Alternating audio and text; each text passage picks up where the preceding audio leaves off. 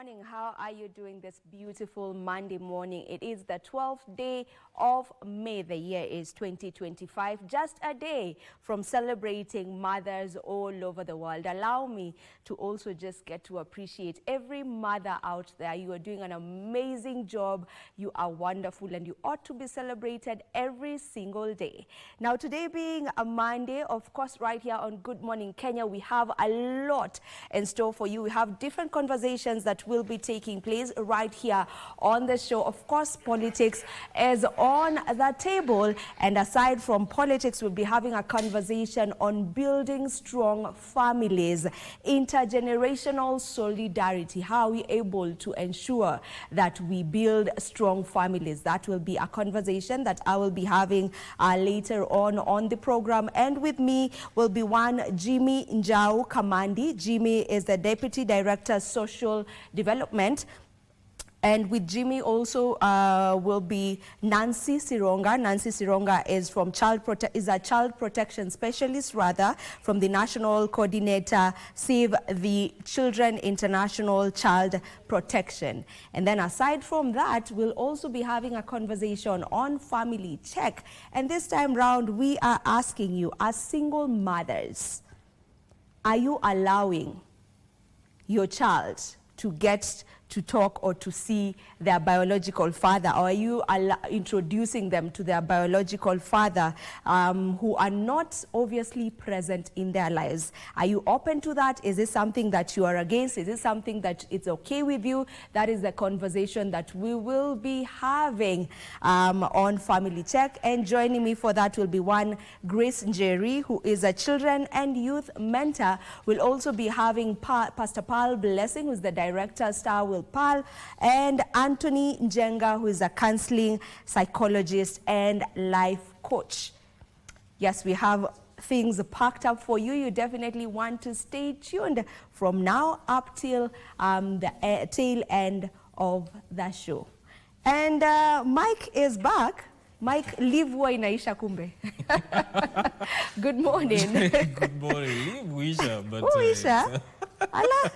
it's a much needed time off to rejuvenate and come back and continue. How was your break? It was fantastic, actually. Amazing. It was fantastic.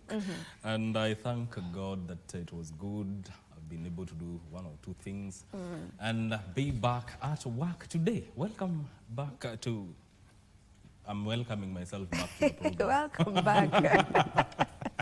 My name is Mike. Make it good to be back. And a lot has been happening in the political scene, and many things have happened in the country, including on Friday, the president nominated members to the IEBC commission headed by Erastus Edung Ethekon as the chair. Now the ball rolls over to Parliament to vet and clear the names so that IEBC can be constituted, which will trigger a series of events, including by-elections in several parts of the country, as that is happening. Also, last week, the Catholic faithfuls got a new pope. Pope Leo XIV, and also in that week many things happened, including where Professor Bitange Ndemo declined the Vice Chancellor's slot at the University of Nairobi, questioning the process, and also the fact that the Court of Appeal now ruling on DCJ Mwilu's lack of constitutional authority to constitute a three-judge panel to hear the cases of impeachment against Gachagua. How is that going to impact the political landscape henceforth? That is one of the things we'll be looking at in our Eye on Politics segment. I'll be joined by Abdi Hakim Bishar, who is a strategic political analyst, Omar Thomas, who is a political scientist, and also George Kifi, who is an advocate of the High Court. That is a conversation that will be coming to you immediately after the news. Later on, I will also be talking to one Fathi Abdurrahman Mohammed on matters to do investing in the future. You want to tune in to that conversation. Good morning, Marie. A very good morning to you, Mike, and welcome back. Asante sana. You had a good one, yeah? Yes. It shows on your face. Wacha tutakupatia stress kidogo hapa and then we'll talk about it. But anyway, welcome back and nice to have you back. Thank you. Mother's Day was yesterday. How did you celebrate? Well, I went to church. Yes. And I wished all mothers, including my mother, happy Mother's Day. Okay. Yeah. And Vivian? My mother is not in the city at the moment, so I just was on call with her, got to talk to her, wish her happy Mother's Day. Yeah. That was basically just it, and get to also just wish every other mother that I know a happy Mother's Day, from my aunties, my cousins, every other mother. Okay. Yeah. My kids wished me Mother's Day, a happy Mother's Day. Yeah. So that was special for me.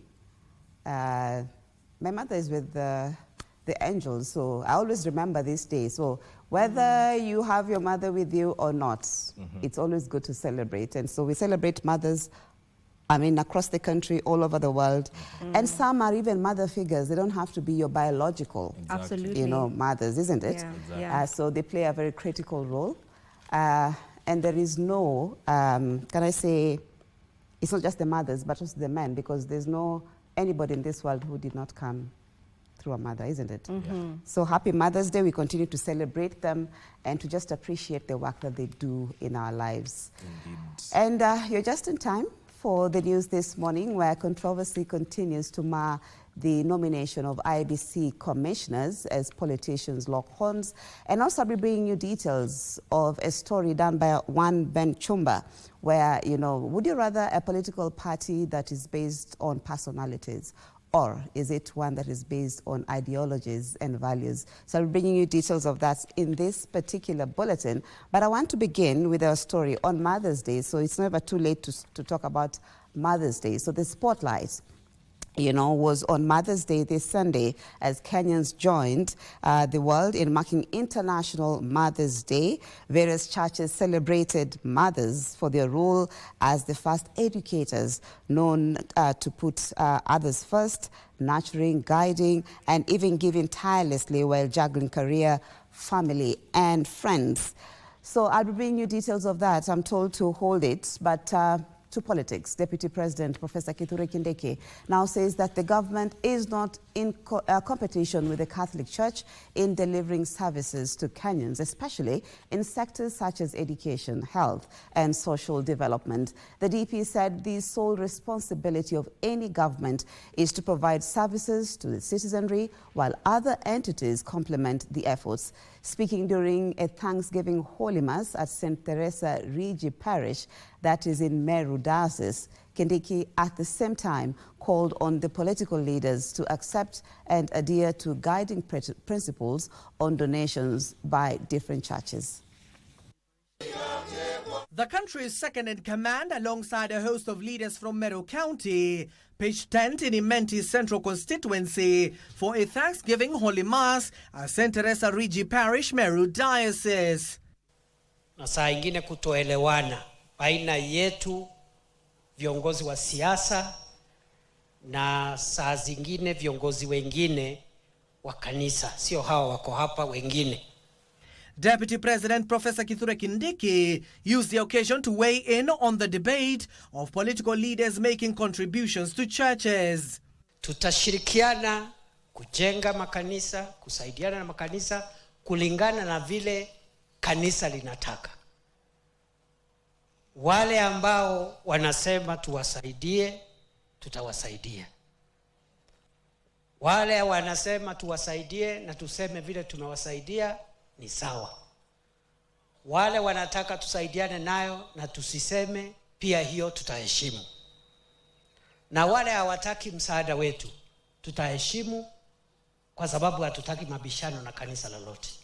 While defending the contributions, Kindiki noted that the government is not competing with the churches to deliver on their mandate to Kenyans, but the administration is complementing the various work they are implementing. There is no competition between the church and government.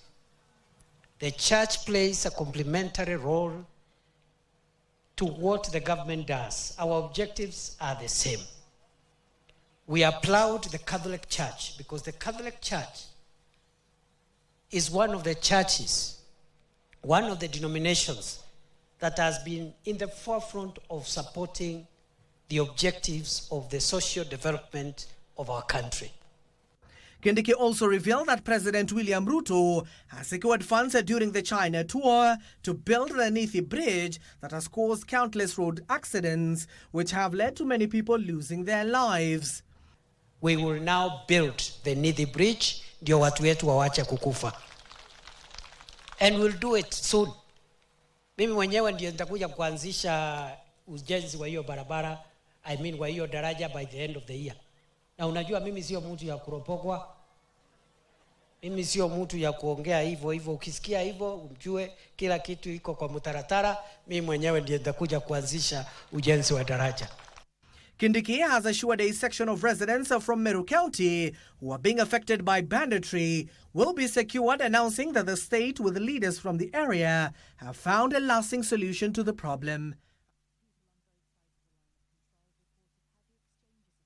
And the debate on the nomination of IEBC commissioners intensified on Sunday as politicians across the political divide weighed on the matter. National Assembly Speaker Moses Wetangula urged Kenyans to remain objective and resist attempts to politicize the process. The opposition, led by Wiper leader Kalonzo Musyoka, however, vowed to reject the IEBC nominees, claiming they are not apolitical. Speaking during a fundraising event at St. Michael's Carmelilo School on Sunday, several members of parliament, led by the Speaker of the National Assembly, Moses Wetangula, underscored the importance of shielding the IEBC processes from political manipulation, urging Kenyans objecting the nominees to submit a memoranda to the Justice and Legal Affairs Committee ahead of the vetting process. So wale ambao tunajua kasoro ya wale wameletwa, enda ambia kwa kamati ya bunge ili tuseme wewe pengine hutoshi, mwingine atafuta. But let's not just be rejecting anything and everything because it's not being brought by you. That is not how to run the country.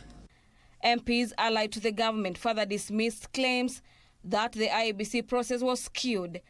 Tungeuliza wale ambao bado wanatashwishi. Nasikia wakidharau chairman wanasema ni Mturukana, na Mturukana pia ni binadamu na ni Mkenya. Si ndio?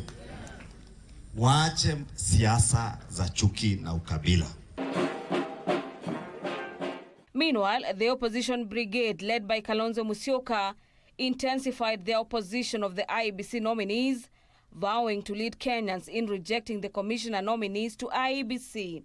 According to the opposition, there is need for wider consultations and concurrence before the final list is made public. William Ruto cannot form an IEBC ambayo itamsaidia yeye kuendelea na tama ambayo haiwezekani. So kwa hivyo hiyo IEBC maneno, we are still insisting on not only inclusivity but consultation and concurrence. The opposition also wants the Deputy President Kithure Kindiki to vacate office after the court ruled that the constitution of a three-judge bench by Deputy Chief Justice Philomena Mwilu was unconstitutional. Kindiki cannot resign from that which is not there. What he needs to do is to get out of office. And number two, until the petitions that are pending in court are determined by a competent, well-constituted bench by the Chief Justice as directed by the Court of Appeal, His Excellency Rigathi Gachagua must be accorded the privileges and the protection that is contemplated by the Constitution befitting a deputy president. Do the honorable thing, Professor Kindiki, and resign. The law as it stands today and the ruling that has been given means that Kenya has 2 deputy presidents. This is a situation, I want to agree with His Excellency Kalonzo Musyoka, that is untenable. And we cannot, as a country, continue having 2 deputy presidents when our constitution provides for only 1.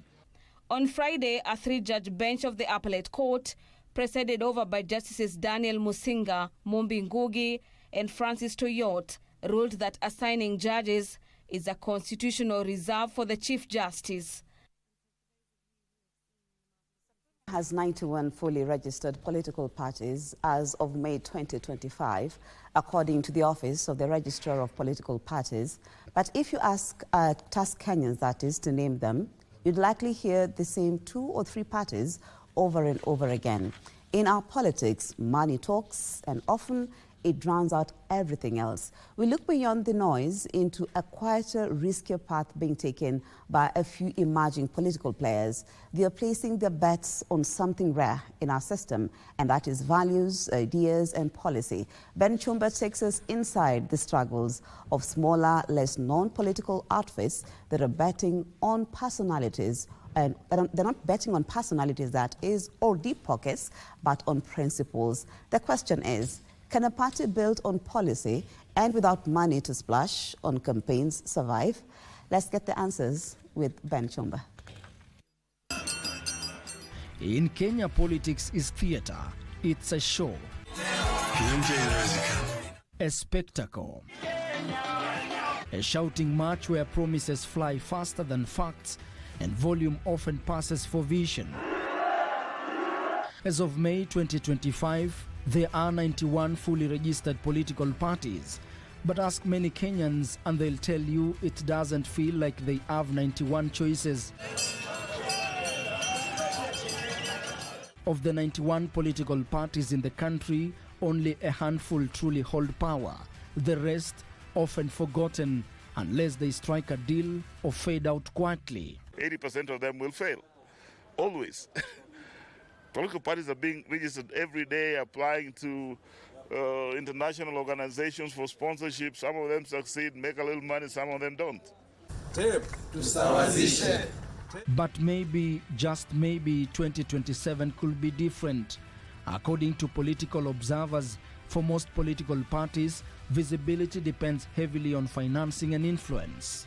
Money, because money buys the numbers. And money buys the publicity, and money buys the noise, and money buys the visibility. Money as a factor, but going back into the political party situation, we believe we are in a place for the first time whereby we will be able to sell a party not driven by money, but driven by value and ideology. For millions, the game feels rigged, not by rigging of votes, but rigging of access, rigging of opportunity. When you ask these parties that are there, what do you stand for? They don't tell you. They don't. You ask them what kind of policies are there to alleviate poverty. They will not tell you. The next government wants to out-eat. You know, they go to government to eat, right? So the next government wants to out-eat the previous government. Now, what that means is you'll see people saying, we are in government. But away from the crowd, some political groups are building quietly. A small political party, barely 3 years old, prepares for the long road ahead. We need to look at those areas that are underdeveloped so that we can bring it up to that level where other areas are. We are going to include leaders of integrity, people. Chapter 6 says it has to make sense, has to mean something. However, observers say breaking through Kenya's political system is difficult for new or smaller parties. Green politics have not been properly defined. We don't want to adopt strategies that have been brought to us, but rather encourage research and adaptation of values that are very consistent with our realities. According to analysts, money continues to play a dominant role in the country's elections. Political parties in Kenya are businesses. That's why you find I'm in Kanu. My party leader, we've not had election in 20 years. 20 years. And he believes the party belonged to his father even when the father came from Kadu. There are people who come into it for money, and there are people who have money and come into it. Either way, these two groups of people have made it about money. But Politics ultimately is about people. It's about their needs, their aspirations, and what we've had is a society that has not made an effort to meet those. Still, some parties believe ideas, not funds, should determine a party's future. We want a paradigm shift where it doesn't matter who is the president. What matters is he going to deliver for the country? Kenyans live together peacefully. They are not divided. It's usually the politicians who want to use their ethnicity or ethnic tribal numbers. But in the absence of ideology-based voting, visibility often trumps vision. The challenge, some say, is not just about the system, but about how Kenyans engage with it. But we are not seeing that unity, kila mtu anajitakia. So for us, we want to get into it. We see how best we can work with them if they want, like-minded people, and so that we see whether this unity is. With just over 2 years until the next general election, some political outfits are preparing early. Their strategy, slow, quiet groundwork. We want to see if we can change the paradigm of politics are just vehicles where people used to get to power. We are going to dwell 80% on development and the 20% are doing politics. Whether voters will hear them above the noise remains to be seen.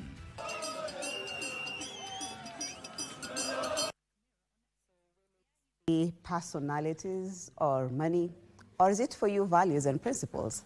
Well, the choice is yours. So let's look at Pope Leo XIV descended to the helm of the Roman Catholic Church on Thursday in an occasion that continues to be celebrated across the world.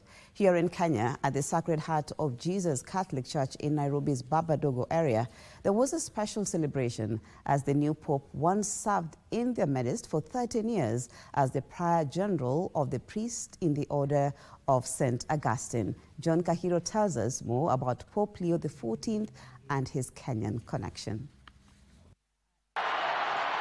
On Thursday in Rome, a white smoke billowed at St. Peter's Square in Vatican, and the ancient words rang out, Habemus Papam.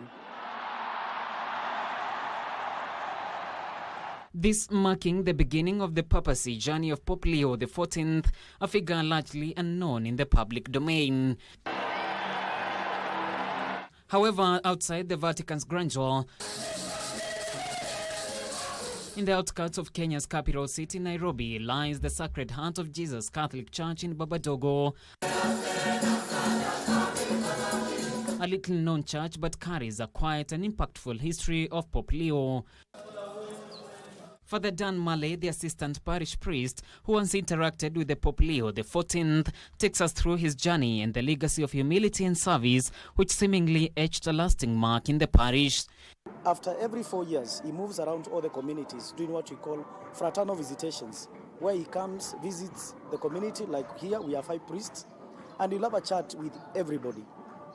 And he was that kind of a person. So he would come sit with somebody, talk with you as a father, listen to your joys, listen to your sorrows and challenges, and with his kindness will come out and give you a word as a father. In his 13 years journey serving as the Prior General of the Priest in the Order of St. Augustine, Cardinal Robert Prevost helped in establishing not just the chapel, but also the Sacred Heart of Jesus Catholic School and a hospital, changing lives long before his name was echoed at the balcony of St. Peter's Square. He helped us a lot in beginning this building. We normally call it VCT, and a school which is here and this parish. He helped us a lot in terms of financial support and even coming to bless, and especially the school. Emarinsha Nyauma, who once served as a cook in the church, describes the new Pope as an active participant in the community, offering kindness and presence in equal measures. The first time I met him, his greeting was strange, and I was like, a whole superior, a priest, greeting a layman like this. Because the first time I saw him, he greeted me with 2 hands. And then I was like, how humble and simple is this priest? Tumesema tutashikilia mahali alituachia, mahali alituanzishia, kwa sababu it was a kind of a blessing to us, a special blessing to us. Kumkutana na yeye some months ago, then immediately after that anakuwa Pope. Before his crowning as Pope, Cardinal Robert Prevost landed in the country on December 2024 for the consecration of the St. Augustine's Friary in Karen, in what the St. Augustinians priest term as an act of the shepherd returning to his flock. From the Pope, what I learned from him is humility. He really is somebody who is down to earth, who will mingle with anybody, everybody, anywhere. He's a man who, for him, it doesn't really matter where you come from or where he comes from. What he sees in you, what you see in him is what he is. As Pope Leo XIV sits at the helm of the Catholic Church leadership, Christians of the Sacred Heart of Jesus Babadogo Parish walk in pride, for they knew the Pope before the world did. John Kahiro, Channel 1 News from Babadogo, Nairobi.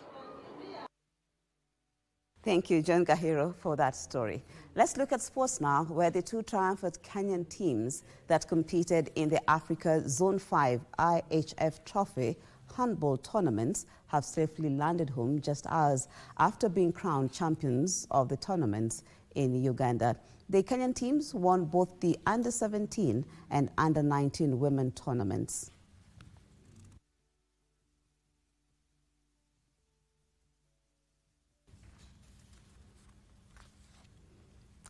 I'm told that story is not with us. But Strathmore University narrowly edged out Mombasa Sports Club 3-2 during the Kenya Hockey Union Women's Premier League match played at the Deshmash Hockey Stadium in Nairobi. Strathmore University, who finished joint top last season, won their second match of the campaign against visiting Mombasa Sports Club. Rebecca Nasambu and Grace Bwire scored a goal apiece in the 7th and 15th minutes, respectively, to hand Strathmore a 2-1 halftime lead. Strathmore widened their lead in the second half through Grace Bwire's second goal of the match and the third one for her team. We mainly focused on the short corners. We had 4 and we scored 3 out of it. So yeah, we were mainly focusing on short corner and they worked. A 3/4 is something. Mombasa Sports Club rallied from behind, scoring their 2 goals through veteran captain Esther Mwikali.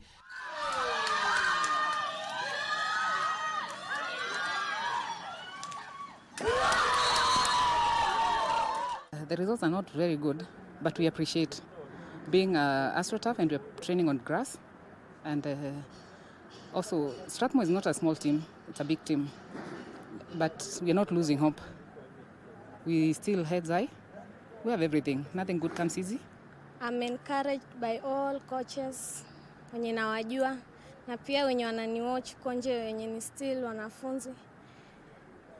Na pia tu courage na encourage waendelee kutrain, wasi lose hope, kuna chances. Not see what you input, they expect the outcome to be the way it was. Every team prepared itself in its own way, so we prepared ourselves in our own way. So far 2 losses, 1 draw, 1 win, 4 games, still other games to go. Training continues, the results will show. Despite the defeat, Mombasa Sports Club, who finished third at this year's Africa Women's Hockey Club Championship in Egypt, are hopeful of bouncing back in their next match at home. We are having our games next end month. Yeah, Strathmore and USIU and Blazers. We are ready. I'm happy because we have some young girls in the team, high schoolers. So for me, when I saw them playing today against Strathmore is a big team. I could see they're blending in well, and I'm sure in the next matches we will perform better, and we are aiming to finish in the top 3. It's not easy because, after going for club championships, every other team wants to prove a point. But also us, we are not going down. Strathmore, on their part, will be keen to extend their good run away in Kisumu. They're not easy, but we'll do our best. I'm sure everyone wants to win. Bernard Okumu, Sunday Express Sports. We've come to the end of the news this morning. Thank you once again for your time and starting your day with us here on Good Morning Kenya. We always appreciate your company. Right about now, to give room to my colleague, that is Mike Megwe, he'll be taking you through the people and politics. Goodbye for now.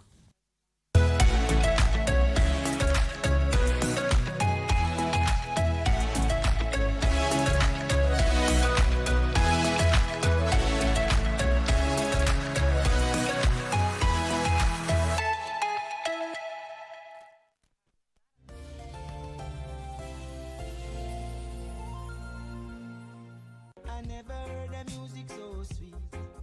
I Wagwan, go on, me brethren, big things are going. Remember, each and every Monday we have to shell down the place with nothing but the best of smooth way the vibes in your favorite station. You know these things, man. Alafu kila Tuesday, kata simu tupo side, giving you Kenyan music from the 254. And of course, you can spice up your Wednesday by enjoying blazing hot hip-hop and R&B jams. We don't got no label. She say she want bottles. Vibes and vibes as we go all across Africa, Kenya, Nigeria, Ghana, all the way to Tanzania to give you nothing but the best on Afro Thursday. Make sure you make a date with us each and every single Friday with me, DJ_Liza Diva, DJ Cold, and me, Wanjiko. This is Club One Extra.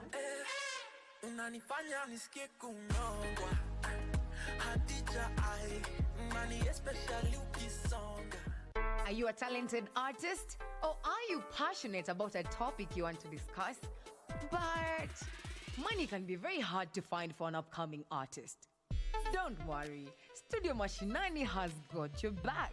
Sign up on ajira.co.ke to book a session with your music and video producers across the country. Work on your music, jingles, spoken words, and even podcasts to realize your dream. All for free. Studio Mashinani, Radani Talent.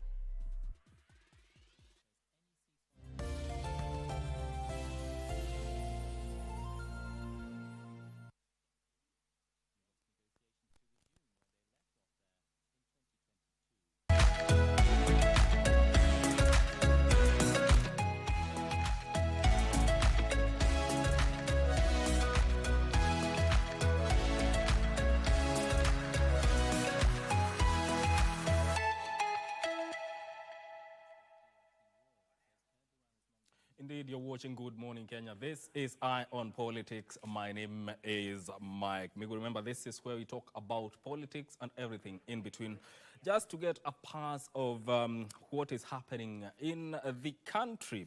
And to start us off, we'll take you through what is making headlines in our local dailies. I will start with the Daily Nation. Ruto stumbles from one crisis to another. President Ruto has withered several storms since assuming power in 2022, but after navigating one crisis, another crops up, testing even more the foundation of his administration. That story is told on page 4 and 5 of the Daily Nation. Public schools demand fat bribes for new learners. Parents are complaining about fat bribes ranging from between 40,000 shillings to 100,000 shillings that head teachers are demanding to admit new learners in public schools. Read that story on page 2 of the Daily Nation. Joho dragged into Turkana gold mines feud. CS on the spot over irregular issue of licenses. That story is told on page 8 of the Daily Nation. Oil dealers inflate cooking gas prices by 3 times. Multinational oil marketing companies are raking in billions in profits from the sale of tax-free cooking gas, even as consumers pay exorbitant prices. That story is told on page 7 of the Daily Nation. The Standard is carrying a story here, and this is what is captured on the front page of the Standard. RSF's tragic mission. A Kenyan pilot was killed in an attack by the Sudanese army at an airstrip controlled by the rebel Rapid Support Forces in northern Sudan. The pilot was reportedly on a covert mission supplying personnel and military hardware to the RSF, a revelation that risks tarnishing Kenya's image for a nation celebrated for its role in mediating regional conflicts and often dubbed an island of peace. The operation, linked to senior government officials, amounts to an embarrassing own goal in a volatile conflict. That story is told on page 4 of the Standard. Mothers speak, pain, power, and the plea for dignity in delivery rooms as the world honors mothers. Kenyan women share harrowing tales of childbirth, neglect, courage, and hope, demanding dignity, safety, and compassion in hospitals where motherhood begins and too often is nearly lost. On the front page of the Star, Safaricom injecting 1.2 trillion shillings to economy. They read that story on page 4 and 5 of the Star newspaper. Treasury CS in trouble with senators for snubbing invite. That story is told on page 2 of the Star newspaper. Now, my guests are already in studio. I'm joined by George Kithi, who is an advocate of the High Court. Thank you for making time. Thank you. Good morning. And also Omar Thomas, who is a political scientist. Karibu sana. Thank you, Mike. And also Abdi Hakim Bishar, who is a strategic political analyst. Karibu sana. Thank you, Mike. I want to get a feel of your sentiments regarding these headlines. And let me start with you, Akili. And the first headline here is on the Standard, RSF's tragic mission. A Kenyan pilot was killed in an attack by the Sudanese army at an airstrip controlled by the rebel rapid support forces in northern Sudan. What's your take? From the headline and the news in the Standard is that the pilot was on a mission that was interactive with RFC, obviously noticed by the military, and therefore there was an execution, a military execution to his person and to the plane. It means it was deliberately targeted. So issues emerging there, as matters stand now, is that was a Kenyan pilot and a Kenyan registered plane that had gone to a war zone for purposes of interactive sessions, basically what we call in law a transaction of whatever nature it was. What is also being portrayed by that news is that the covert mission was to deliver certain military, tools of trade for RFC, which has not been verified. Of course, this will continue to emerge as a story, both interest locally and internationally. In a place where war is raging, such as in Sudan, no country has a right to take a position unless it is threatened by that position or what is going on in that country. The right, therefore, is limited to humanitarian issues and issues that do not fuel the conflict. But again, a country will participate, such as we've seen in the Great Lakes and in Rwanda, DRC, Uganda conflict, if then a right of hot pursuit in international law crystallizes, which is not the case in Kenya, for it to participate. That definitely seems to be a civilian pilot and not a military pilot. And therefore, we can't say Kenya was engaging in active combat or basically military activities. But then it raises the question of Kenya's neutrality in the dispute and its position in regard to the dispute between RFC and the military. It's an issue that will take both political positions and also the trade issues will come in. And more importantly, what is Kenya's interest in RFC will come under heavy scrutiny in the near future. It may take time before a position is taken internationally, but when an authentic international authority gives a position later, I don't think it will be good for Kenya because that must be a damning report. The effect may not be immediate because it takes a lot of time, sometimes years, for a report to come out. But when it does, I think it will be a damning report against Kenya and its leadership. All right. Omar, what do you think?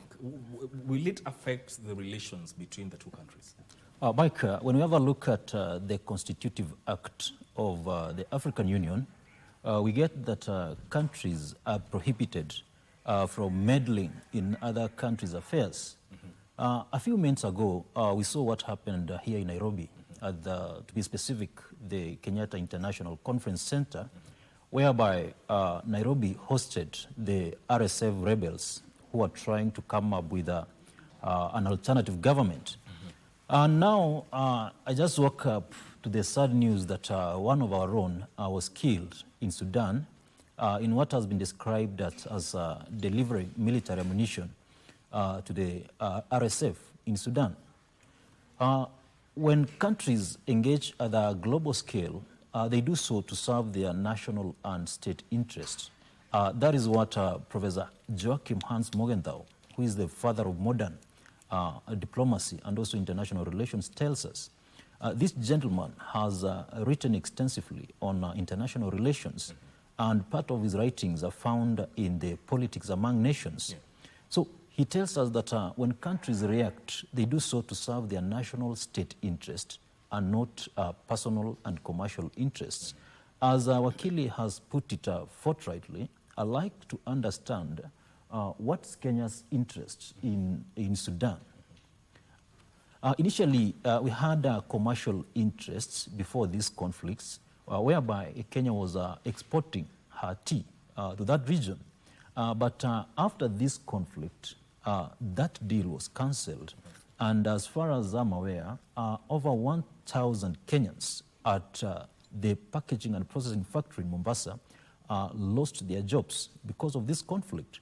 So I think what's happening in Sudan is a conflict that I can say has been fueled by personal and also commercial interests. Because as a country, I don't really think whether we have anything to do with that particular conflict. Because at one particular point, we have the military generals who at one point deposed the military dictator then, Omar al-Bashir, and another part, the RSF, that are fighting for power in that region. So as the constitutive act of the African Union tells us, as a country, we have no right at all, Mike, to meddle in the affairs of other countries. You see, this has greatly soiled our diplomatic standing, especially in the East African region, whereby initially Kenya was seen to be a regional hegemony. It was during the regime of President Uhuru Kenyatta, whereby Kenya got a position at the United Nations Security Council. And I remember at that particular point, Kenya was fighting for that position with Djibouti, and we won.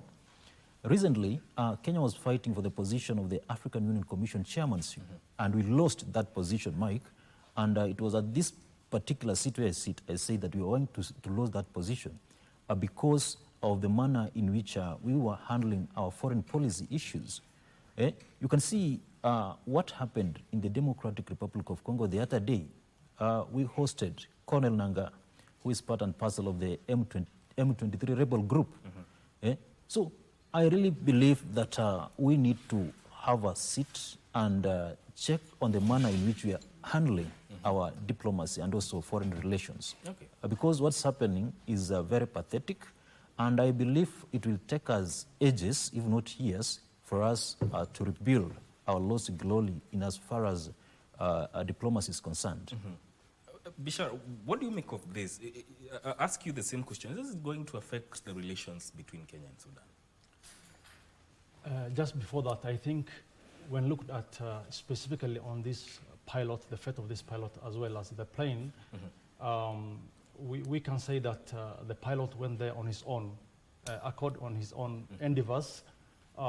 Generally speaking, when countries are in conflict, you will have logistics access, on humanitarian grounds. As far as there's no direct connection to the Kenyan government, I think there's no problem with the plane being registered in Kenya.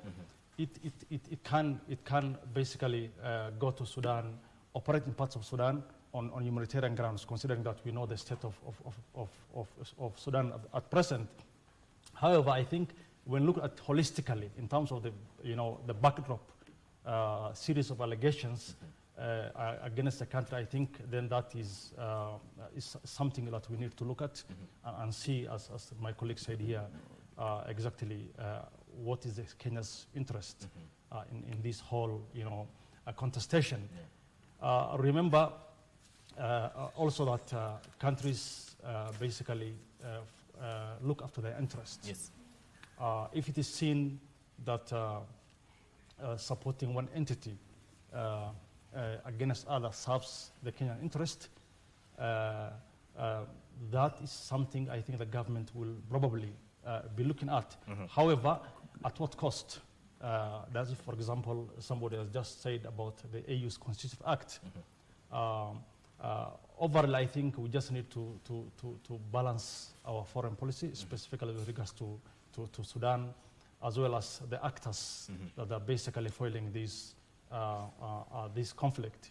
In one way or another, we are seeing that the government of Sudan, the Port Sudan-based government, is becoming a little bit stronger military-wise. It has also got the support of some significant countries. I think the more we are intertwined, the more we are mingled into the chaos in Sudan, I think the damage it does to the image and the brand of Kenya as a peacemaker in the region. Indeed. The front page of the Daily Nation is talking about the president stumbles from one crisis to another. Ruto stumbles from one crisis to another. President Ruto has withered several storms since assuming power in 2022, and actually they have tabulated the crisis here. Budget showdown and opposition to new taxes, uproar over IEBC nominees, row with governors on county cash, a two-faced Raila Odinga, growing opposition to broad-based government. And it's a tabulation of several things that have or are seen as crises facing the Kenya Kwanza government. I will start with you. What do you think of this? Are we going to see moving away from what is seen as stumbling blocks to government operation or operating smoothly? Personally, I will say the genesis of the challenges, the multiple challenges that's facing the current government goes back to the previous Uhuru government. You remember largely what Kenyan talks about are basically about the state of economy, the difficulty of doing business here in the country, the lack of youth employment, etc. What we have seen with Gen Z. Yes. I think you cannot squarely blame the current predicament that the country is facing squarely on the government of President Ruto, because it is about 3 years old now. This has been basically economic problems that have been making for the last 10 years. And I think a huge share of the blame will have to go to President Uhuru regime. Basically, they're the ones who laid some of the challenges that we're now seeing this president and this government facing. With regards to the government stumbling from one crisis to another, I think that it needs to be viewed relatively. Exactly on what basis? We know if you are talking about, for instance, Gen Z, we know those are economic issues that are not necessarily, exclusively, under the responsibility of Ruto's government. It goes way beyond. If you're looking at for example, at the IEBC, for instance, is also something that is funded by the fallout within the Kenya Kwanza government. If we know that the impeachment process, the divorce between former Deputy President Gachagua and Ruto, that is now feeding into the tension within IEBC. But my thinking is that the IEBC, in whichever government, will always be contentious. What is important is that does it reflect the face of Kenya? Does it show the fabric of the Kenyan society to a large extent?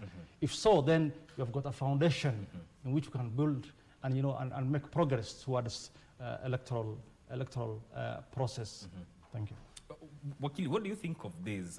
Because one of the things that the paper is talking about is public disquiet over CSA's performance. Is that seen as one of the stumbling blocks for the government? Well, you see that it's perceptive. It's perceptive and also analytical. And I would also agree with that descriptive part of what the regime would constitute, that there's an element of firefighting from one issue to another, and then obviously they onboard another issue continuous like that. I have probably a different view of looking at it. President Ruto comes with his leadership style. So did Uhuru Kenyatta and Mwai Kibaki, if you look at the very recent presidencies that we have probably been subjected to, enjoyed or suffered. You can enjoy and suffer in equal measure. But let me put it this way. I think President Ruto has adopted a centralist approach to leadership, that everything starts and stops with him. And therefore the imaging is that when you do that, you take responsibility over everything that happens in a contextual environment that is both political, economic, social, and all the variables that come with it. Yeah. I say that because I think Uhuru Kenyatta picked a quasi-centralist approach. He will take responsibility, but at times he will be seen to delegate, and therefore the quantity of blame would otherwise be spread across the government spectrum. Obviously, the buck stops with him because he appoints his government, but then the perceptive part, which I was talking about, is what informs elements and renditions such as the return that we get from the nation today. President Kibaki, on the other hand, was not a centralist at all. Yes. So all power was seen to be exercised by probably his ministers and delegation that he made at that time, delegated power. And therefore, the likes of the Michukis will take a blame and take a stand on it. Of course, a government stand, but the perceptive issues on failure or successes will be distributed across the board and therefore give him a political position. President Moi took both. He would be a centralist, but again, distribute powers, and he had quite powerful ministers as at the time, as we will remember.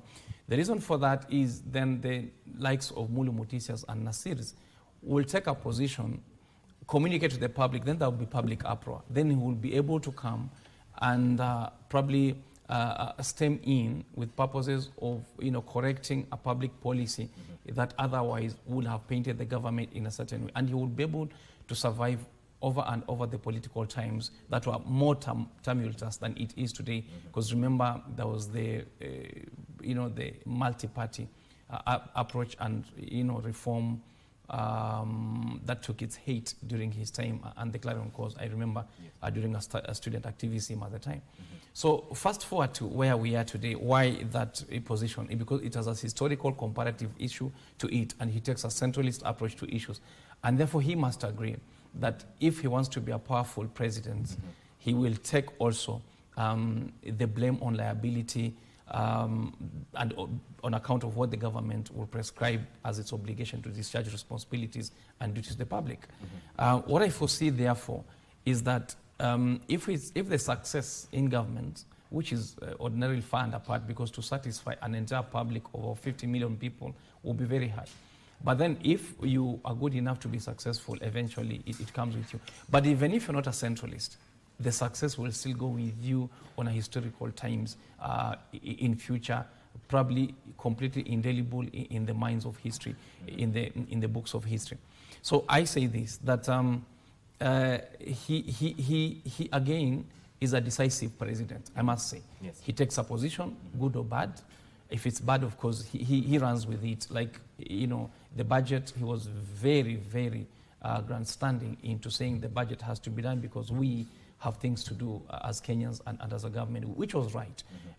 But of course, the question, the dynamic position there was, do we tax to develop, or do we allow people to have money and develop, because then there is a natural process through which we need to develop. So do we force development as an immediate crisis we have, or do we allay that and let people, put money into the pockets of people and allow society to evolve over time? And those schools of thought, I think he adopted the robust one to say, I must shine with it, I must be seen to have done it, I have no time, I only have probably a few years to the 5th year and determine my first term. If I get a second term, probably I'll have, that's a very short time period, because you see, we have decades and centuries of other societies having developed to showcase what they are as of today. Okay. So what I prescribe to say today is that I don't think, I think it's a return because of how he's packaged himself in his leadership, a style that he probably has adopted. I don't think he can change now that he's reached there. But yes, that return validly is a perceptive return among many Kenyans. Okay. Omar, what do you think of this? You know,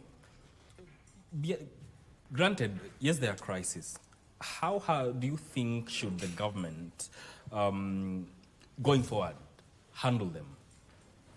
Those that crop up along the way? This is my take on that, Mike.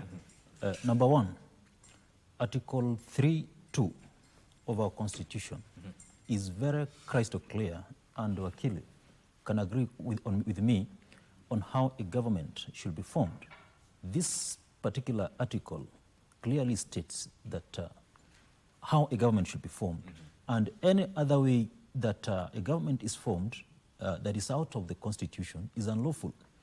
Here we have an opposition political figurehead in the name of Raila Amolo Odinga, who in his own terms has said that he has given some 5 experts to the regime of Kenya Kwanza so that these experts can assist President William Ruto in running the government. But what was the initial position of the Kenya Kwanza regime? They had a manifesto which they had told Kenyans that this is what we are going to do to you as Kenyans. But in the middle of the way, we see President William Ruto closely working with the opposition figurehead in the gaze of delivering to Kenyans. This is where the challenge comes in. I want to give you an example. A few months ago, during the Adani conversations, I remember in the morning, the energy CS, James Opio Wandai, was in a particular place in Kericho, trying to talk how good that deal was. Then later on in the evening, the president cancelled the deal. So there was a doublespeak. So why is it that the greatest problem and the greatest challenge that we have as a country is the problem of political hygiene and also indiscipline?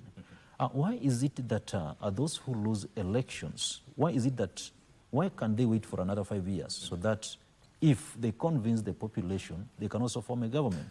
So we have the government working with the opposition with conflicting ideas, then there is that conflict of interest. So in other words, these are problems of their own making? Exactly, Mike. You see, like for example, President William Ruto, as I know him, is one of the most intelligent politicians around. And I can say that no single politician in this country has mastered the art of identity politics than President William Ruto. So that is, as you can see, is currently in a serious campaign mode. He's on top of vehicles. He's moving from county to county, telling Kenyans what his government is doing and what it has not done. So what I can see is that the president is on a campaign mode for 2027, unless anyone has a contrary opinion. And recently there were conversations about extension of term limits. You know, the other day, President Duma Gideon Boko of Botswana said that if you see a head of state saying that he wants to extend a term limit, then most probably that is a failure. Why should President William Ruto and his political lieutenants want to extend the term limits, while the Constitution gives them a term of 5 years so that they can work to Kenyans? The bottom line remains that we have a problem of political hygiene, whereby the opposition is working with the government, and yet the government has its agenda to deliver, and the government is unable to deliver because those that the government is working with hold a contrary opinion and expectations of the same government. Yeah. Indeed. That is basically what is captured on, just a feel of what is captured on the front page of our local dailies. When we come back, we talk more on the court ruling that was given by the Court of Appeal on Friday regarding the lack of constitutional authority by the Deputy CJ, that is Philomena Mwilu, on matters to do with impeachment of former Deputy President Rigathi Gachagua. We take a short break. We'll be right back.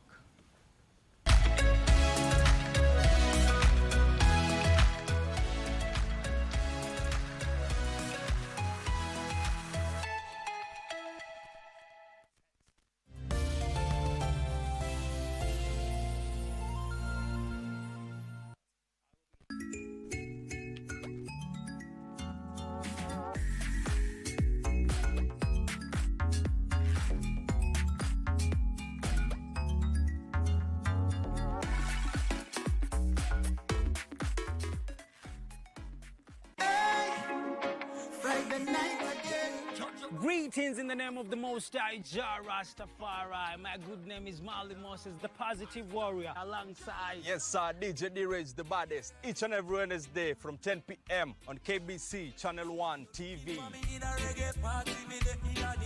Tunakuletea the biggest reggae party in 254 in a yard extra. Extra niceness of reggae music. Extra dose of entertainment. When the thing is nice, we have to do it twice.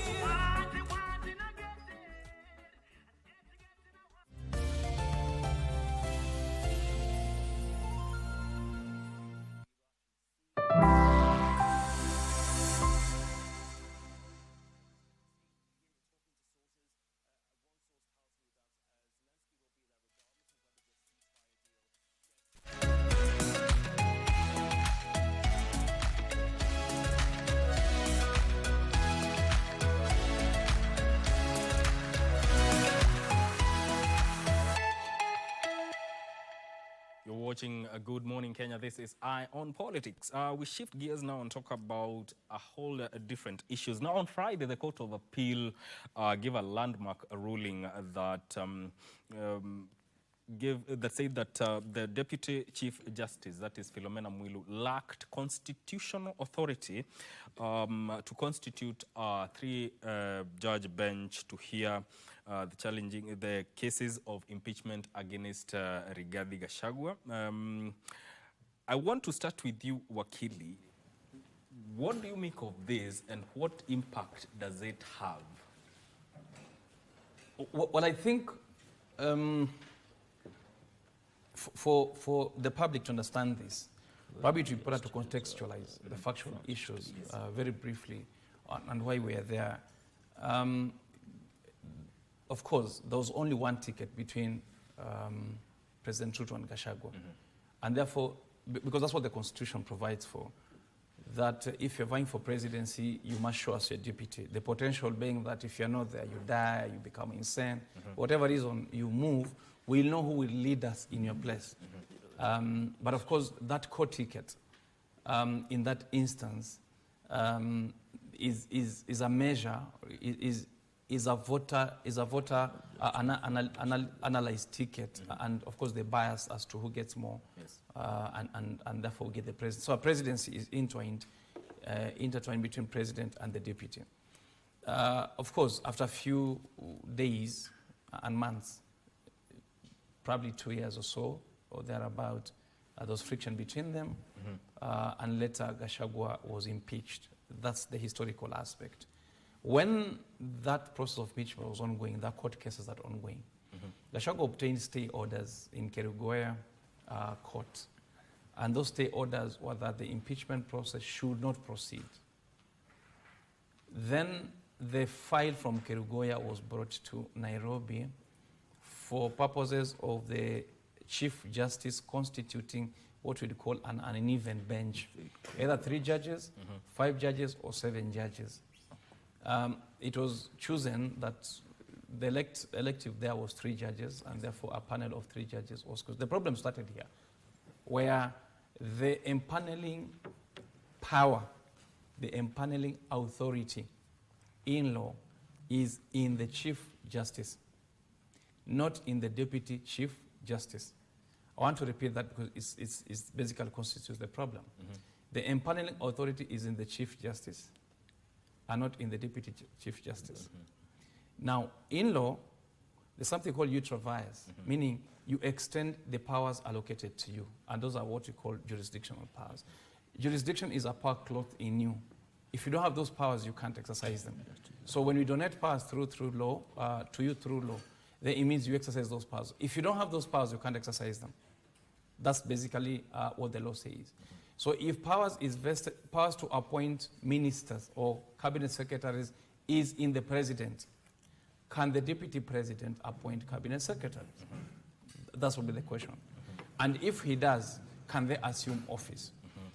Consequently, and by parity of the same reasoning, if the power to appoint a 3-bench judge is a bench of 3 judges, is in the Chief Justice, can a deputy chief justice appoint and exercise those powers? That's basically was what was before the court. The Court of Appeal held, as is the position in law, again, unless that is overturned by the Supreme Court now, is that a deputy chief justice cannot exercise the powers of a chief justice. The fact that a deputy president is deputizing the president and in lieu of his presence and active duty can exercise certain powers. This is the position. Not all powers can be exercised by your deputy. That's what the law says. And therefore, not all powers can be exercised by the deputy chief justice where the chief justice is not present, unless you are clothed with the powers in law of the chief justice. So when you're acting as a deputy chief justice, you're acting in the place and personality of an appointed person of the office of deputy chief justice and not assumption of powers of the chief justice. And therefore, that doesn't seem, the law doesn't seem to have delegated powers of the chief justice to the deputy chief justice, even if the chief justice is not in power or in office, whether sick, out of the country, or for whatever reasons. And therefore, whether the question was, is there an instrument in law or under the Constitution that donates powers of appointment or constituting a bench to the deputy chief justice if the chief justice is not there? And there is none. Having found so, it means the appointment of the bench to administer, hear, and make determination on the case facing Gachagua was not available to the deputy chief justice to exercise it. Therefore, it was exercised wrongly and outside her domain of powers. Let me give you a scope of what jurisdiction is. Jurisdiction sometimes is direct and sometimes it's implied. This way. I don't know whether you've lived in the village, but if you go in the village, if you go to a homestead with a dog, call a stranger, the dog will bark at you. If you run away, it chases you. But it doesn't chase you eternally. It chases you and stops at a point and barks at you as you run away if it doesn't catch up with you. That is. It means it can only exercise, chase you to a certain extent, and if it is enough in its perception, then it comes back to its home, right? And therefore, jurisdiction is exactly that. You can only exercise those powers only to a delineated environment. And if you don't, if you pass that environment, then, of course, you meet resistance. And therefore, jurisdiction is both expressive in law and sometimes implied. The sum total of the decision of court is that Deputy Chief Justice did not have powers to exercise the powers she did in constituting the bench. Now, that is a bigger implication because it's not just the act of constituting. The bench went ahead, the judges went ahead, now having been found to have illegally had the case. So they illegally had the case, therefore they illegally made decisions. It means, therefore, all decisions that were made by the court illegally constituted are null and void. Now come to the fold. What was the position in law as at the time that the Deputy Chief Justice assumed the powers of a Chief Justice? What was the position? The factual position was that the Kurugoya court had made orders that whose implication was that the parliament cannot proceed to debate and impeach the deputy president. I repeat, that as at the time there were orders that stopped parliament from proceeding to discuss, debate, and eventually impeach the deputy president. What does that say about the impeachment? That eventually, therefore, henceforward, and by implication, the impeachment was illegal. So what is the position, therefore, of the removal of the Chief Justice or of the Deputy President? As we speak, and to the extent of that improper or illegal constitution of the bench that had the case, is that the removal of Gachagua, as we speak, was illegal. And what happens, therefore, the subsequent appointment of Professor Kithure Kindiki, subsequently, therefore, the same was illegal. So what happens, therefore, in exercise of the powers of Professor Kithure Kindiki that he continues to exercise now? Subsequently, and by the end of time, it will be illegal because the person who should exercise those powers is the one that should be in office before the constitution of the bench was made. And subsequently, where are we headed to? It is therefore important to know that a new bench ought to be constituted, away from the three that were constituted, now constituted by not by the Deputy Chief Justice, by the Chief Justice herself. Yes. When it's constituted by the Chief Justice herself, it will be heard afresh. So it's like a fresh hearing, having set aside the other hearing and all orders that were there. That would be the implication. What then would happen? It means when it is subsequently heard by other 3 judges other than the one that had, a decision would be made whether the impeachment was legal, the process of instituting the impeachment was legal or not. Remember, it is not the impeachment that is in contention. It is the process upon which the impeachment was onboarded or started in the first place. So there's a question of procedure and the substance. The substance is impeachment happened. Okay. But the procedure towards which the impeachment was done, was it legal or not? Courts can only review procedure. They can't review the eventual decision. But if the procedure was wrong, the eventual decision is also wrong. We say that procedure is handmaiden of substance. It means if the procedure is not right, it doesn't matter what the substance, but the decision is right eventually, the whole thing becomes wrong. And therefore, we're getting into another political segment where where the Deputy President then would seem to have been illegally removed from office, at least by the factual and legal issues as obtaining now. But of course, this case has a long way to go. High Court hears it. We'll definitely have the Court of Appeal to look at it again. And then we have the Supreme Court to look at it again. Omar, why would someone consider this a win for the former Deputy President? I can say it's a win, Mike. Foremost, I'll say that within the legal realm, we have what we call the fait accompli. I want to say that all this process has already been overtaken by time, as Wakili has said. And I don't really think whether Rigathi Gachagua, the former Deputy President, can be reinstated because already Kindiki Kithure, the Professor of Law, already was sworn in as our Vice President. But going forward, if the courts will have to relook at this, most probably they'll find out that the former Deputy President was impeached illegally. And part of the orders that will be given will that maybe he'll get all the benefits of a Deputy President and also get the political rights to vie.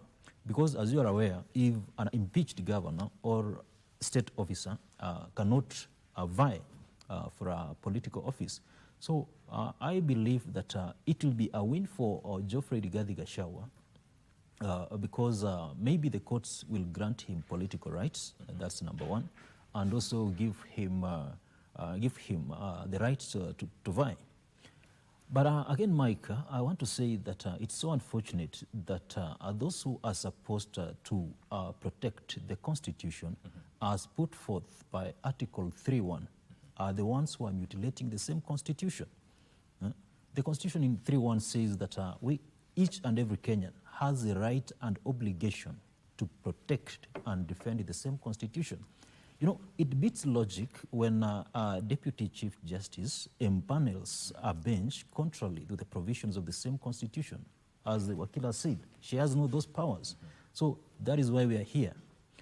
Then, fortunately, we have great men and women in the judiciary. I can say they are the judicial icons. One, Mumbi Ngugi, Francis Tuyot, and of course the president of the appellate court, that is Daniel Musinga. They gave a very balanced ruling regarding that. They cannot bend the Constitution. In as much as the impeachment of Rigathi Gachagua was a political process, why will someone try to work hand in hand with the executive arm of government so as to make some decisions that will favor one side? I think going forward, our judicial officers and to be particular, the judiciary needs to be very, very much keen on the kind of rulings that they make, because some of their decisions are likely to plunge this country into chaos and anarchy. So I believe that it is a win for Gachagua because at the long run, he'll get back his political rights, then that one will most probably change the political trajectory in this country in as far as the opposition politics is concerned. Yes. Yeah. Abdi, this ruling, in what way do you think it underscores the role of Chief Justice in judicial appointments? Before I go to that, I think my colleagues have mentioned some important points. I just want to reiterate that, number one, the contestation, the gist of this court process is basically a contestation around political power. Yes. And I think Thomas said that Rigathi is a winner out of this. I also feel that President Ruto is a winner from this same case, in the sense that it frees or it unties his hand, to pivot to a more stronger candidate who has got, the backing or the grip of his backyard. And I think he can use this, the outcome of this court of appeal process to sort of look for a more stronger candidate, more galvanizing candidate ahead, as he prepares for 2027 elections.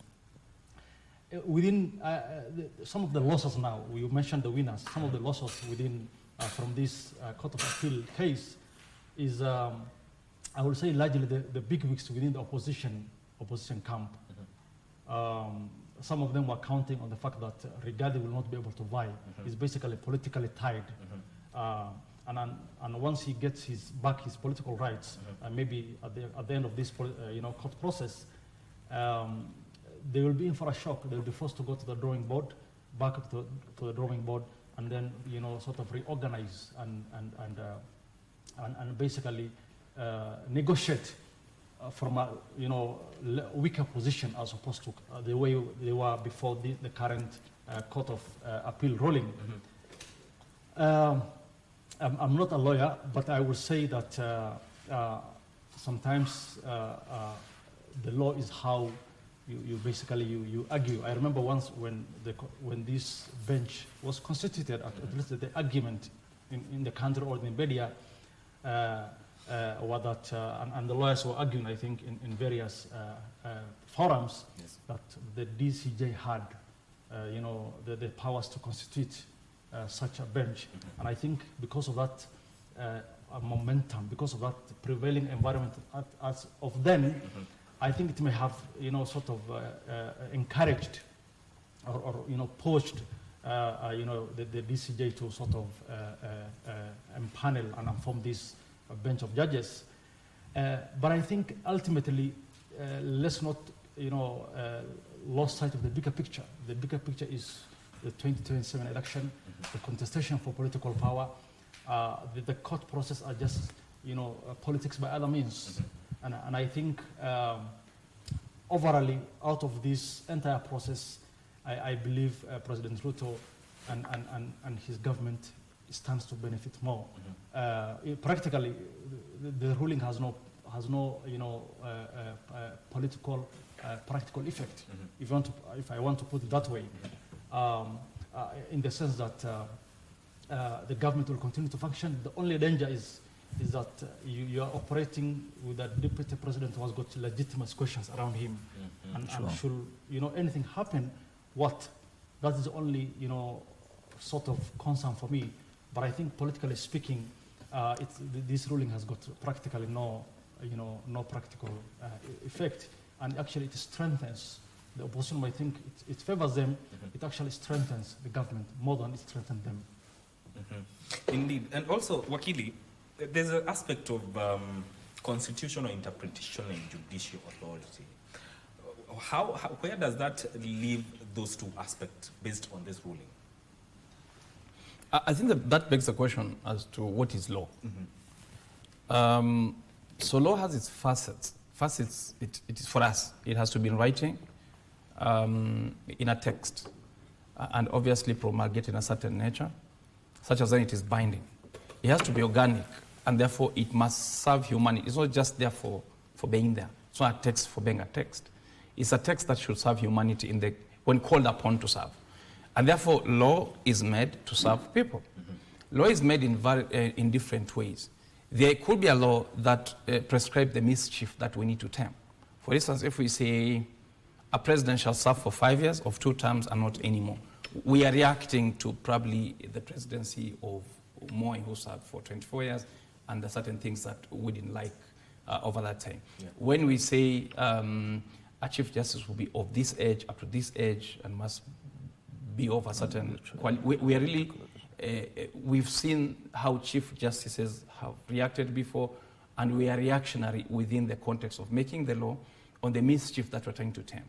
Sometimes our law is progressive. Our law is progressive because then we probably forebode and see the future of the society. What do we do, for instance, with the youth movement, the economic aspect, marginal societies? So we react to social circumstances and then confine that in terms of boundaries, where it starts, where it stops, and how we equalize with the society. So look at Northeastern, how does it become part of the economic benefit of society? Look at Central, look at Western. We try to put that together into some form of legislation or law, which we call a constitutional piece of legislation or whatever it is. But it should be binding. But number two, at the interpretive part, which then the courts come in, is where then you look at the law in the context of the case and society at the time. Because a law made now, same law that is interpreted now and 10 years later could have different results. Because of the contextual element. The context here is that we're in a situation where we are testing the law in the context of a political rift between a president and his deputy. What are then the boundaries of the president to exercise powers, the boundaries of parliament, and the boundaries of people clothed with powers, including the courts, the judiciary itself? Look, this is a judiciary, power not exercised by, probably the Inquisition is not on a power exercised by any other party other than the judiciary itself and its officers.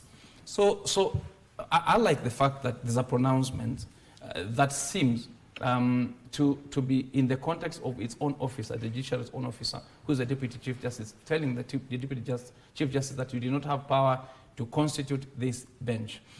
Constitutional powers can be exercised, but you see, there is no chalk that writes this is the end. It is an implied. It has to be logical. So you apply law within the logic. And therefore, if in the interpretation of Chief, which I think she considered, she definitely sought opinions as to whether I can constitute the bench. And I can tell you, the interpretation of law, unless said by courts, and I'll come to that in a few, lawyers have many ways of interpretation, depending on how you're instructed. So what you tell me, I may take a position, but if I had a different position or a different client, I would take a different position. So if she took that position, she had a contextual consideration at the time, and it may have seemed to be right perceptively. But then you need a neutral arbiter who is not part of the disputants, including the Deputy Chief Justice herself, and those that were probably questioning the powers that she exercised. And therefore, the neutrality of courts would be to say the law as is in that contextual position, which means, therefore, what is law?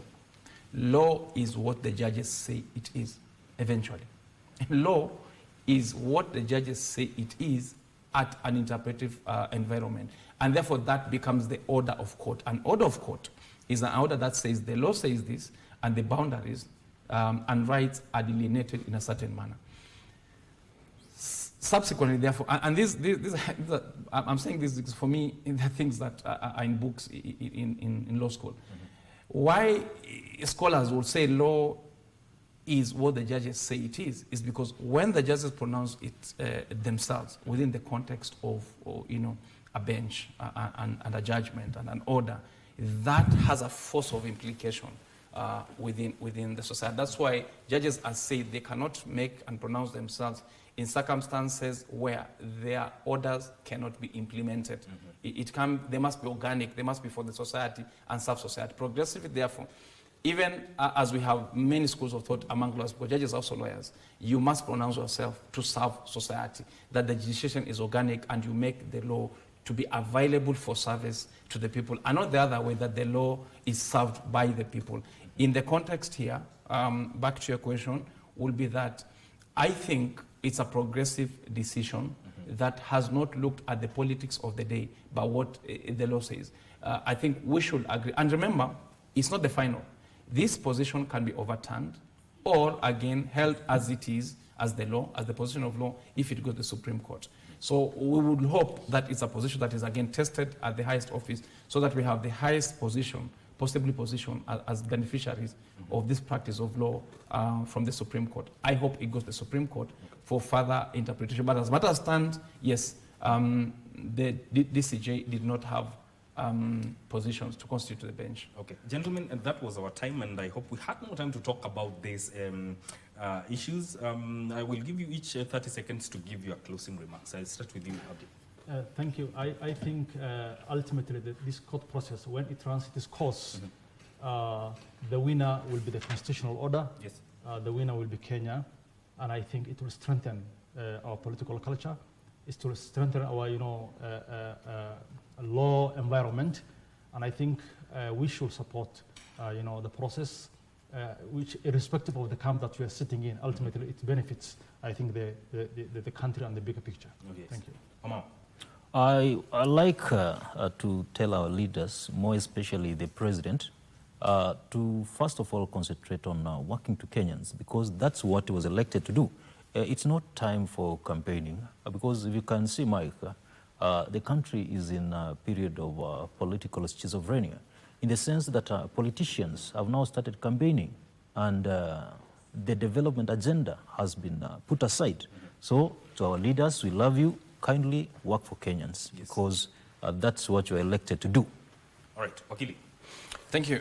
Ultimately, we must be proud of our constitution. We may have questions here and there, and there's no constitution that's ever ideal. It will be the best, no. But I think we have a very progressive constitution. We've not even used it. I would say probably the utility is at 50%. What it provides, we can use. So at every time, I would incite Kenyans to go to court at every time that there's transgression of their rights. Use the constitution, use the law, so that then we can be as progressive as possible. In terms of what, even this is knowledge. This is knowledge to another president, or even the current president, and the DCJ, and whoever it is, when faced with a similar situation in the future, he has a reference to what will be my powers and what are my boundaries. Nothing wrong with making decisions. If they're right, they're right. If wrong, and made in good faith, I think if tested, we must be able to agree with what the law would be and the delineation of our rights, the start and the stop. Ultimately, it is about the law that brings us together and creates social order. All right. Gentlemen, asante sana for making time. That is Wakili George Kithi, who is the advocate of the High Court, Thomas Omar, who is a political scientist, and Abdi Hakim Bishar, who is a strategic political analyst, joining us here on Good Morning Kenya for Eye on Politics. This is where we end this conversation. Don't go too far. I'll be coming back with yet another conversation about investing in the future. Stay with us.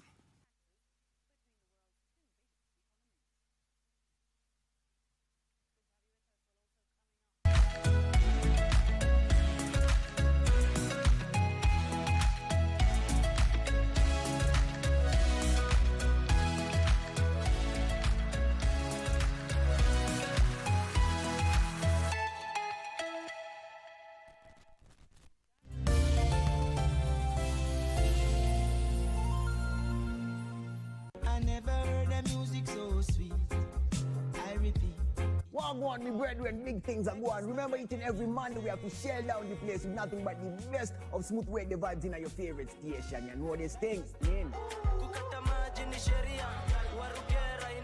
Alafu kila Tuesday, kata simu tupo side, giving you Kenyan music from the 254. And of course, you can spice up your Wednesday by enjoying blazing hot hip-hop and R&B jams. We don't got no label. She said she want bottles. Vibes and vibes as we go all across Africa, Kenya, Nigeria, Ghana, all the way to Tanzania to give you nothing but the best on Afro Thursday. Make sure you make a date with us each and every single Friday with me, DJ_Liza Diva, DJ Cold, and me, Wanjiko. This is Club One Extra.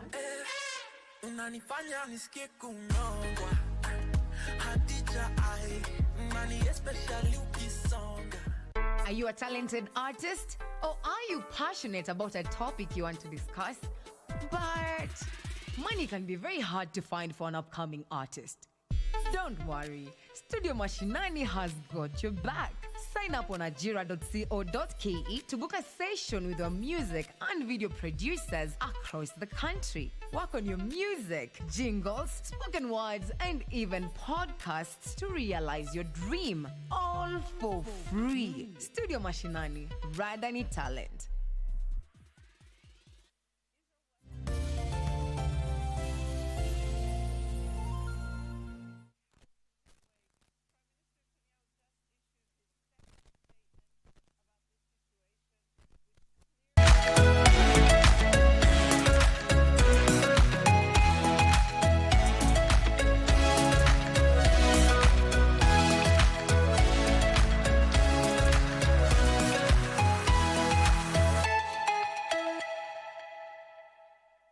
Right, as earlier alluded to, we're talking about matters investing in the future. Welcome back to the program. My name is Mike Migwen. This topic is very pertinent, whether you are starting your career, you're in your career, you're planning for your retirement, you're planning for your family. Investing in the future is very important. And for this conversation, I'm joined by Fadi Abdirahman Mohammed, who is a financial consultant. Welcome to the program. Thank you so much. How are you doing this morning? I'm doing fine. Yes. Now, you know, when we talk about investing in the future, just to lay context, what do we mean by that? When we say investing in future, we mean allocating money for future resources like benefits and also for the education of children and also for saving a lot of money in future.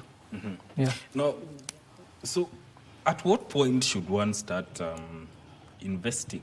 If you're talking about matters to do with the future, you know, especially for people who are employed, this directly points to retirement. So at what point should one start investing? One should start investing as soon as possible because there is a lot of benefit in investing earlier because you see, nowadays, there is a lot of changes in terms of inflation, in terms of political structure, in terms of market fluctuation. So it is better to invest as early as possible with the little amount you have. There is no specific amount of money to be invested. There is no specific time to be invested. A person needs to invest as soon as possible. There are things you have mentioned, like the political environment, fluctuation, inflation. Are those some of the factors that affect investments? And if there are more factors, you could talk about them. Yeah, they are the major factors in affecting investment. Because you see, when there is difference between saving and investing.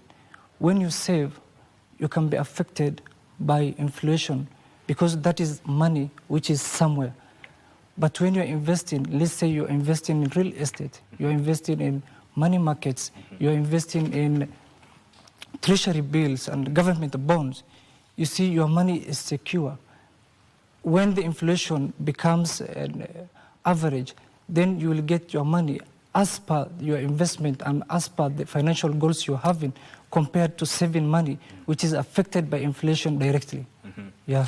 You've talked of MMFs, bonds. Let's get into the investment options that are there now for anyone who wants to invest and secure their future. Can you come up again? The investment options that are there that one can consider right now if we are talking about investing in the future. There are various amount of investments. We have MMFs, that is mutual money market funds. We have treasury bonds or treasury bills. We have real estate investments. But it aligns with the goal of the person who is invested. What is your financial goal? What is your risk tolerance? What benefit are you and maybe do you want in future? You see, if you want a less risk investment with low return, then you should go to money market funds, which you can invest as low as 500 bob. the latest money market fund gives at least yield of 16% annually. You see, but if you want an investment which has higher risk and higher income or higher return on investment, then you should go for real estate. You should go for stocks. That is the stocks of publicly companies which are listed in Nairobi Security Exchange. Yes. You know, I've scrolled through the social media, and money market funds have become kind of famous. Why do you think they're gaining this momentum, and are they a perfect option for investments? That is a good question. They are gaining momentum because they're easily accessible, and they have diversification in terms of portfolio. You see, this is the money collected from a lot of investors, which are put in various portfolios. That means it has a lower risk, and it can be attained, it can be granted, it can be accessed very easily by every individual. You see, the minimum amount you can invest is 500 bob. That makes it suitable, that is makes it accessible by any person. Whether you are an employee, whether you are a businessman, whether you are any person in this country, you can be able to access those funds, and you can be able to withdraw them at any particular juncture or point you want. Yeah. So are they low risk or high risk investments? They are low risk. They are low risk because it involves investing in diversified portfolios. They can invest in real estate, they can invest in stocks, they can invest in treasury bonds, they can invest in government treasury bills, and government bonds, and any other portfolio. And also they have financial advisors, they have managers, they have everything. I think they are of low risk. Yes. What about I want you to a little bit talk about personal pension plans. Are they a good option? Yes, personal pension plans, they are good options because it entails your future pension. Because if you start it personally and you make sure you pay the amount you do on every month or on a specific amount of money which you set yourself, I think it is a good plan to have a personal pension plan. Yeah. Does saving inculcate a culture of investment, especially when it comes to the 50-30-20 rule? Come again? Does it inculcate a good investment spirit when you start saving? Let's say there's a 50-30-20 rule. Does it affect how a person invests? Yes, it affects because I think before you invest, you need to have some little bit of savings so that you can invest. The investment you are going to invest depends on your savings. You see, if you save some amount of money and you spend a lot of money on maybe other expenses, the amount which you have left aside for saving, that is the amount you will use to maybe invest. So savings and investments go hand in hand. So you need to save a lot of money so that you can have a lot of money to invest in future. Yes. Yeah. How can you debunk the myth that investments are only meant for people with quote-unquote money? No, that one, I completely oppose that. You see, investment starts, you see some other rich people, they start to teach their kids or their kids on how to invest early. And you find those maybe people, they don't have a lot of money. You see, investing is just allocating resources, allocating money, also allocating time. You see, if I allocate time on something, I'm investing in it. If I allocate resources on something, I'm investing in it. If I allocate money in something, I'm investing in it. So, that is the culture whereby you see us Kenyans, a lot of us are not investing. A lot of us are spending money on a daily basis because there is this belief that investment belongs to people like Jimmy Wanjigi and Mwangi wa Equity and other people. Yeah. I think that is a factor we need to look through. It is a factor we need to maybe do a mass communication about it or mass awareness. Because you see, if every person could invest whatever little we have, I think the economy now could be well, because the economy of our country now, see, there is a less of cash flow, there is a lot of chaos, a lot of turmoils, because of there is no major investment, there is no money circulation in this country. People are not willing to invest. People are spending whatever they have on a daily basis, on a weekend basis, on a monthly basis, because of this belief that investment does not belong to us, it belongs to the rich, it belongs to the wealthy people. And that is a belief we need to fight with it. So it needs to start early. Early, where you can invest as little as we have. Because now I was speaking about money market, you can, as little as 500 bob. I think majority of Kenyans can access 500 bob in a month.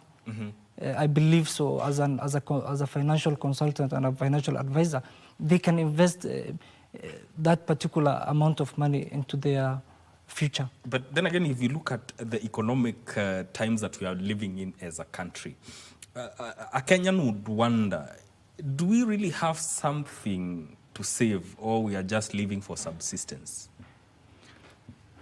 That is a very amazing question. You see, it all comes up to the belief. You see, me and you, our mothers were not so rich. They were just mothers who were, but you find our mothers were saving a lot of circles, in a lot of, you see, a mother who's living, maybe was a past generation, is more wealthier than a person on this generation who earns a salary of 150,000. And that particular mother has never seen 150,000. The reason why she has a lot of investment and she has a lot of funds is because she had a positive belief whereby this little I have, I can invest it, and then I can use it to fund my children's education,